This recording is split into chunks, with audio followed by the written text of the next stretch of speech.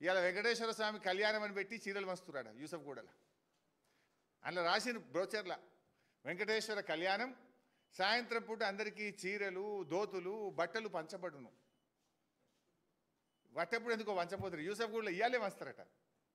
పొద్దున్నే అది మీరు చూసినో లేదో, మేము కూడా అందరికి పెట్టినాం. పోని పోయి అందరు పోయి తెచ్చుకోపోరని మేము కూడా చెప్పినాం. జూబ్లీహిల్స్ వాళ్ళకి పేదలకే కదా కనీసం దక్కంతి అని. ఆరింటికి ఉందట కళ్యాణం. అయినాక చీరలు దోతులు కుడుకలు అన్ని వంచుతారట. గా యూసఫ్ గూడలో ఎల్లుండి ఒట్లుంటే గా జూబ్లీహిల్స్లో ఎందుకో వంచబడతారు, సనత్ నగర్లో వంచారు, కుక్కట్పల్లిలో చేయరు ఎందుకో కళ్యాణం.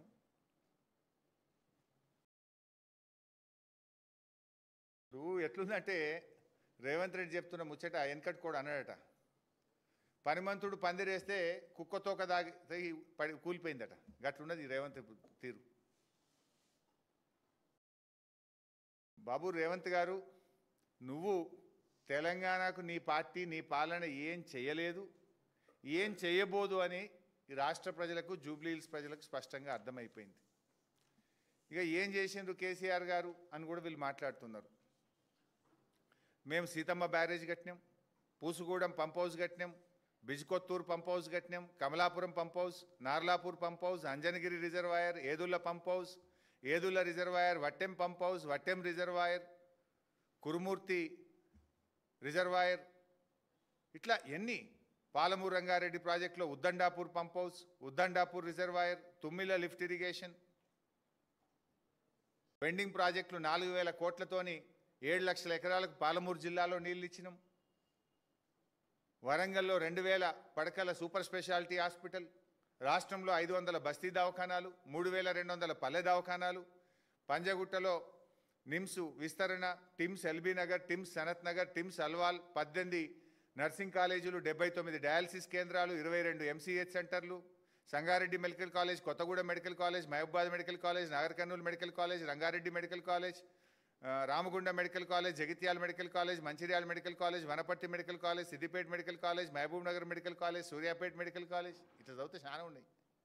12 ప్రభుత్వ పాలిటెక్నిక్లు, 32 ఇంటిగ్రేటెడ్ కలెక్టరేట్లు, 32 ఎస్పీ కార్యాలయాలు, టీ హబ్బు, వి హబ్బు, టీ వర్క్స్, 125 అడుగుల అంబేద్కర్ విగ్రహము, పోలీస్ కమాండ్ కంట్రోల్ రూము, అమరవీరుల స్మారక చిహ్నము, 34 హైదరాబాద్లో మోడల్ గ్రేవ్యార్డ్లు, 109 అర్బన్ పార్కులు, కాలోజీ భవన్, బంజారా భవన్, కొమరంభీం భవన్, అనిసిల్ గుర్బా భవన్. ఫ్లైఓవర్ల గురించి మాట్లాడతాడు ఈయన. వెనకటికి ఎక్కడనో ఒకటి తార్నాకల కాంగ్రెస్ కట్టిందట. మరి దేశంలోనే అతి ఎక్కువ ఫ్లైఓవర్లు 43 ఫ్లైఓవర్లు కట్టింది హైదరాబాద్లో బీఆర్ఎస్ ప్రభుత్వం, కేసీఆర్ గారి ప్రభుత్వం. Kamineni flyover, Kamineni LHS flyover, Bairamalguda LHS flyover, RHS flyover, LB Nagar LHS flyover, JNTU Malaysia township flyover, Balanagar flyover, biodiversity flyover, biodiversity second flyover, Jubilee Hills road number 45 flyover, mind space junction flyover, Shilpa Layout flyover, Chandrayangutta flyover, Bahadurpura flyover, APJ Abdul Kalam flyover, Shaikpet flyover, Durgam Cheruvu cable bridge flyover, Panjagutta steel bridge flyover, Chutneys hotel flyover, Ayyappa society underpass, Chinthakunta underpass, LB Nagar LHS underpass, LB Nagar RHS underpass, Mindspace junction underpass, Khaitlapur ROB, హైటెక్ City railway station ROB, Tukaram gate ROB, Uttam Nagar RUB, Uppuguda RUB, Lalapet ROB, Malkajgiri Anandbagh RUB, Hyderabad ORR to Medak rehabilitation, Rajiv Gandhi విగ్రహ flyover, Kothaguda flyover, Nayini Narasimha Reddy steel bridge flyover, Aramghar flyover, ఇట్లా దాదాపు 43 ఫ్లైఓవర్లు ఉన్నాయి. ఇవన్నీ రేవంత్ రెడ్డి న్యాయగిట్ట కట్టిండా? నువ్వు పోయి రిబ్బన్లు కత్తిరిస్తున్నావు. కేసీఆర్ గారు కట్టించిన వాటికి రిబ్బన్లు కత్తిరిస్తున్నావు. కేసీఆర్ ఏం చేయాలి హైదరాబాద్ అని మాట్లాడుతావు. ఈ ఫ్లైఓవర్లు, ఈ 43 ఫ్లైఓవర్లు ఎవరు కట్టినరు? ఎస్టీపీలు, ఫుట్ఓవర్ బ్రిడ్జ్లు, లింక్ రోడ్లు, 153 సబ్స్టేషన్లు. నాటి కాంగ్రెస్ పాలనలో హైదరాబాద్ నగరంలో 4 గంటల కరెంటు కోతుండే. మేము వచ్చిన తర్వాత క్వాలిటీ పవర్ 153 సబ్స్టేషన్లు కట్టినాం ఒక హైదరాబాద్ నగరంలో.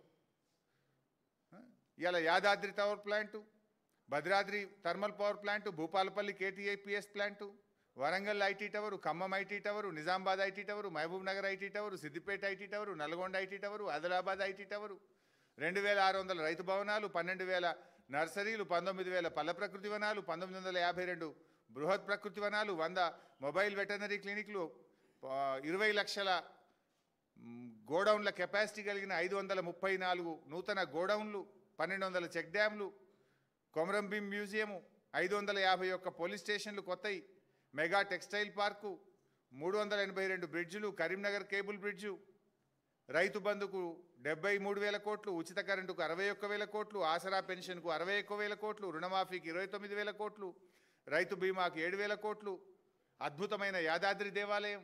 ఎన్ని చెప్పాలే? ఏం చేయలేదంటావు? నువ్వు మాట్లాడంగానే అన్ని మాయమైపోతాయా? రోజు హైదరాబాద్ ప్రజలకు ప్రయాణిస్తున్న ఫ్లైఓవర్ల మీద ప్రయాణిస్తున్న ప్రయాణికులకు ఇవి బీఆర్ఎస్ కట్టిందా, ఎవరు కట్టినరో ప్రజలకు తెలియదా? ప్రతిరోజు ఇంటికి త్రాగునీరు బీఆర్ఎస్ పాలనలో పొందుతున్న ప్రజలకు తెలియదా? నాటి కాంగ్రెస్ పాలనలో ట్యాంకర్లు, ప్రతి అపార్ట్మెంటుకు ట్యాంకర్లు తెచ్చి వాటర్ బిల్లు పెరిగేది ప్రతి ఒక్కరికి. బీఆర్ఎస్ వచ్చినాక వాటర్ ట్యాంకర్లు బంద్ అయినాయి. ప్రతిరోజు త్రాగునీరు అందించింది బీఆర్ఎస్. ప్రతి ఇంటికి నాణ్యమైన 24 గంటల కరెంట్ ఇచ్చింది బీఆర్ఎస్. లా అండ్ ఆర్డర్ను మెయింటైన్ చేసింది బీఆర్ఎస్. నీ పాలనలో 22% క్రైమ్ రేట్ పెరిగిందని నేను చెప్పలే, నీ డీజీపీ చెప్పిండు. నీ డీజీపీ చెప్పిండు నీ పాలనలో 22% క్రైమ్ రేట్ పెరిగిందని. సిగ్గుతో తలదించుకో, నువ్వు క్షమాపణ చెప్పు. హోంమంత్రిగా పనికిరావు నువ్వు అని నీ డీజీపీ చెప్పిండు. ఇంకా సిగ్గు లేకుండా మాట్లాడుతున్నావు. నోరుందని గాయ చేయడం కాదు, నిజాయితీగా ఏం చేసినావో 2 ఏళ్లలో చెప్పి ఓట్లు అడుగు. 6 గ్యారెంటీల మీద చర్చ పెట్టి ఓట్లు అడుగు. మేం కట్టిన బస్తీ దవాఖానలో మందులు లేవు, డాక్టర్ల జీతాలు లేవు. ఇంకా ఏ మొహం పెట్టుకొని జూబ్లీ హిల్స్లో ఓట్లు అడుగుతావు? సో ఇవన్నీ కూడా ప్రజలకు అర్థమవుతా ఉన్నాయి. ఇప్పటికైనా రేవంత్ రెడ్డి గారు తిమ్మిని బమ్మిని చేస్తా, మంత్రం మాయ చేస్తా అంటే అప్పుడు ఎలక్షన్ల ముందు ఇట్లే చేసినావు. అర్రాస్ పాట వాడినావు. కేసీఆర్ ₹1,00,000 ఇచ్చిండు, నేను తులం బంగారం ఇస్తా. కేసీఆర్ 4,000 పింఛని 2,000 ఇచ్చిండు, నేను 4,000 ఇస్తా. మహాలక్ష్మి 2,500 ఇస్తా. వికలాంగులకు 6,000 ఇస్తా. రైతులకు 15,000 రైతు బంధు ఇస్తా. అన్ని పంటలకు బోనస్ ఇస్తా. అడ్డగోలు మాటలు మాట్లాడి అడ్డదారిలో అధికారంలోకి వచ్చి మళ్ళీ ఏది చెయ్యక ఎల్లెలకల పడి ప్రజల్ని మోసం చేసి చెంపలేసుకోవాల్సింది పోయి, క్షమాపణ చెప్పాల్సింది పోయి, నోరుంది కదా అని గాయపెడుతున్నావు. బట్ ప్రజలకు అన్నీ అర్థమైనాయి. డెఫినెట్గా ప్రజలు నీకు తగిన గుణపాఠం చెప్తారు. Thank you. మేమందరం అడుగుతున్నది కేసీఆర్ డైరెక్షనే కదా. ఇవాళ జూబ్లీ హిల్స్లో తిరిగే ప్రతి కార్యకర్త, ప్రతి నాయకుడు కేసీఆర్ గారి డైరెక్షన్లోనే మేమందరం పనిచేస్తున్నాం.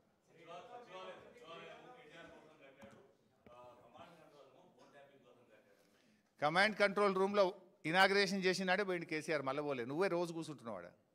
కేసీఆర్ ఒక్కసారి పోయిండా? ఇనాగ్రేషన్ చేసినాడు పోయిండంటే మళ్ళీ పోలే. నువ్వు మాత్రం రోజు పోయి కూర్చుంటున్నావు. అది నీకే వర్తిస్తుంది.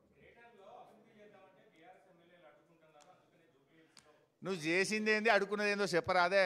మా సుధీరన్నం బిలువ వస్తాడు, ఏడ అడుక్కున్నామో చెప్తాం. నువ్వు చేసింది ఏంది, అడుక్కున్న ఇంకా నాలల పుడిక తీయే చేత కాదు నీకు. ప్రతిసారి ఎండాకాలంలో నాలల పుడిక తీస్తారు. సో దట్ వర్షాకాలంలో వచ్చే వరద నీరు నాలలో ఫ్రీగా ఫ్లో కావాలి. గజ్జేక మొత్తం వరదలు వచ్చి హైదరాబాద్ మునిగిపోయింది నీ చేతకాంతనం వల్ల. నీ మున్సిపల్ మినిస్టర్గా నువ్వు ఫెయిల్, హోమ్ మినిస్టర్గా నువ్వు ఫెయిల్, విద్యాశాఖ మంత్రిగా నువ్వు ఫెయిల్.